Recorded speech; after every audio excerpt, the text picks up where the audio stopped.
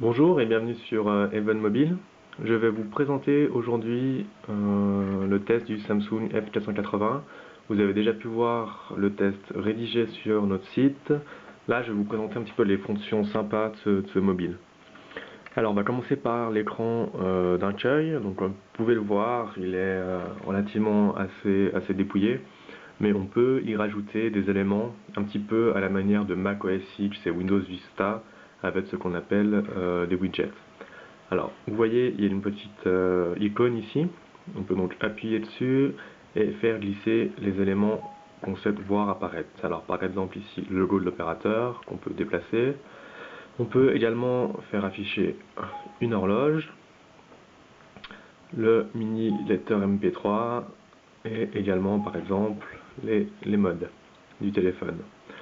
Donc, on peut vraiment y glisser, le rétrécir, le déplacer un petit peu comme on veut.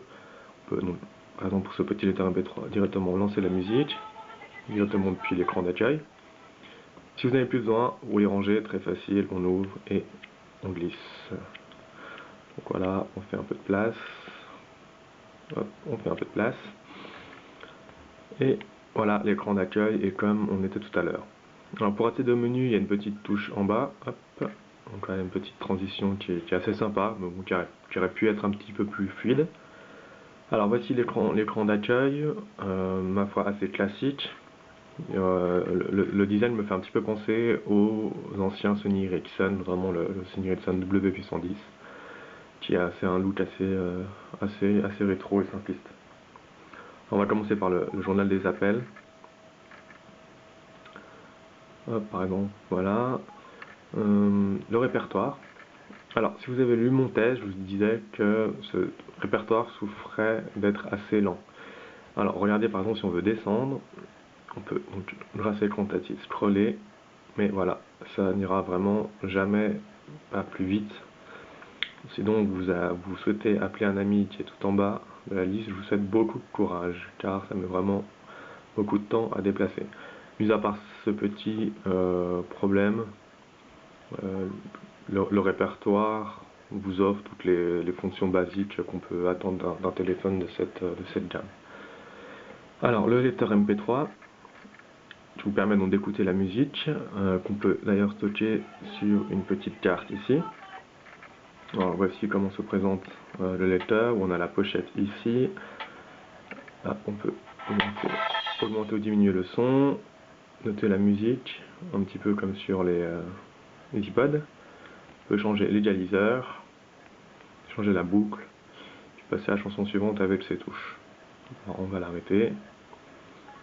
Donc, pas révolutionnaire, mais très pratique.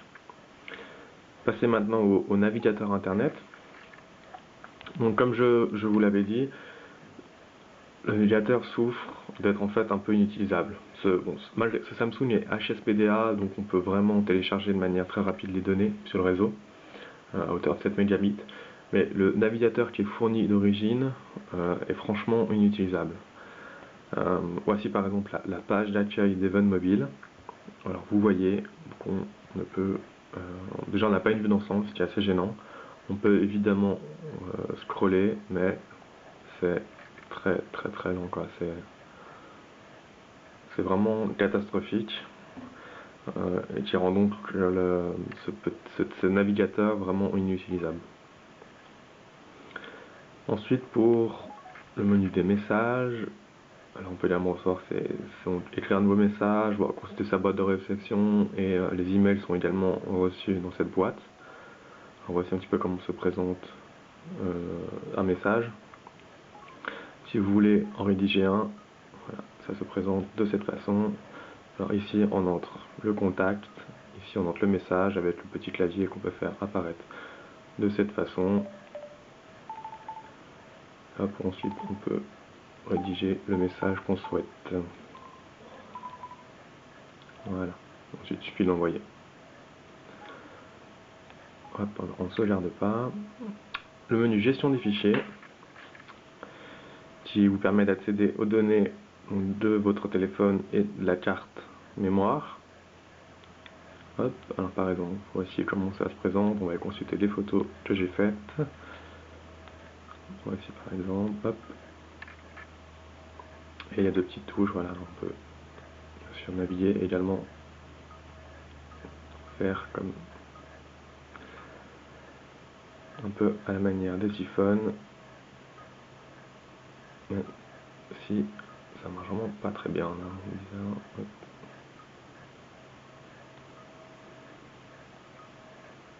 Voilà, hop.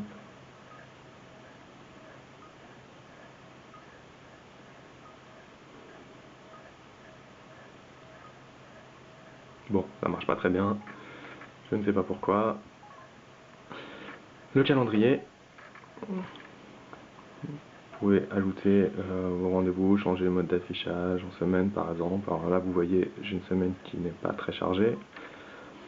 L'appareil photo, donc qui est vraiment assez bien fait, je dois dire. On peut changer les modes. Donc il y a plein de modes scène, donc portrait, sport, coucher de soleil, plage. On peut également changer les paramètres, activer ou pas la détection de portrait, donc un petit peu comme sur la Sony Ericsson. On a accès à des effets, à des modes de capture, rafale, mosaïque, panorama. On peut ajouter des cadres également. Donc assez classique, mais bon, je sais que certains d'entre vous apprécient ce genre de gadget. Le menu Bluetooth, qui vous permet d'avoir une vue d'ensemble des appareils qui sont connectés à votre Samsung. Il y a l'avantage d'être directement accessible, et si vous souhaitez directement lancer une recherche, il vous suffit d'appuyer sur ce bouton et le Samsung va chercher les appareils disponibles. Le menu Applications, qui vous permet de consulter toutes les applications du téléphone. On a les jeux, radio, mémo, tâches, enregistreur vocal. Ici se trouvent les applications Java qu'on peut installer. Alors moi par exemple j'ai installé Gmail et Opera Mini. On peut également télécharger beaucoup d'autres jeux. Et enfin les paramètres qui sont assez classiques. On peut changer ici les profils, pour la sonnerie, les SMS, les tonalités du clavier. On peut changer l'affichage, fond d'écran. On va changer, pardon, on va mettre ça. Voilà, une belle image pour notre fond d'écran. Donc voilà des fonctions qui sont assez basiques pour ce Samsung. Voilà, alors je vous remercie d'avoir suivi ce podcast pour Even Mobile et je vous dis à très bientôt.